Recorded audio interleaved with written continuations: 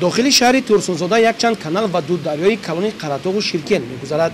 در این دو دریای کلان قراتوگ و شیرکند که زیاده از 30,000 اهالی بود و باش دارند، در احتمالیت تبدیل یافتن باران به سیل وجود دارد و در مواضع‌هایی که آب پرتو ندارند خطری به قسم منزل‌های استقامتی و اکثر انشاءات یاری‌رسان رسیدن ضرر جدی تهدید می‌کند. برای بیخوف گرداندن ساحلی دریاها و تازه‌کنی کانال و زغبرهای منطقه، مسئولین کاری خود را از موسم تیرماه آغاز نموده منطقه‌های معین شده خوفناک را بیخوف گردانیدند. بارشات چند روز اخیر بعضی ساحلی موضع‌های خوفناک را که قبلا در آنجا کارهای ساحلمستحکم‌کنی گذرانده شده بود ضرری خود را رسانیده است. تکنیک‌های پر اقتدار به موضع‌های خوفناک سفربر گردیده عاقبت‌های آبخیزی‌های فصل بهار را برطرف می‌نمایند.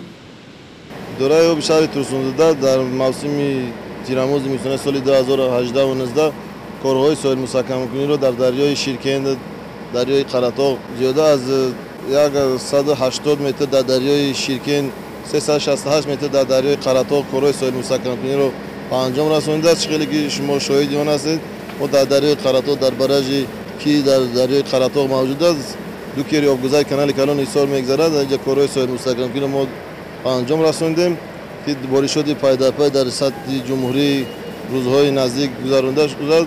در بعضی موضع‌هایی که بودن که ما باوری نداشتیم که همون موضع‌ها را آب شسته می‌برد کمی باشد کارها بعضی سویل‌ها را شسته برده است.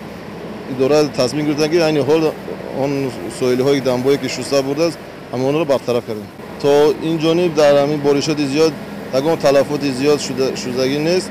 بعضی سربندهایی که بودن برای آبدهی خواجگی شهر تورسونزاده را ما باید با آب تامین کنیم همین سویل‌ها را شسته بردن که ما آنها را به قید گرفتیم این حال برطرف کرده شدیم. برای پیشگیری آفت‌های طبیعی در موسم بهار در ساحل‌های دریای قراتوگ و شیرکند از طرف ستاد عاید به حالت‌های فوق‌العاده و مدافع گردشدنی و اداره دولتی بهداشت زمین و آبیاری در همکاری با مقامات اجرایی حکومت دولتی شهر تورسونزاده کارهای ساحلمستحکم‌کنی را گذرانده تا امروز در موضع‌های خطرناک دریاها زیاده از 1000 متر سیمتورهای پرقوت با سنگ پر کرده شده بستون‌های بتونی مستحکم گردیدند.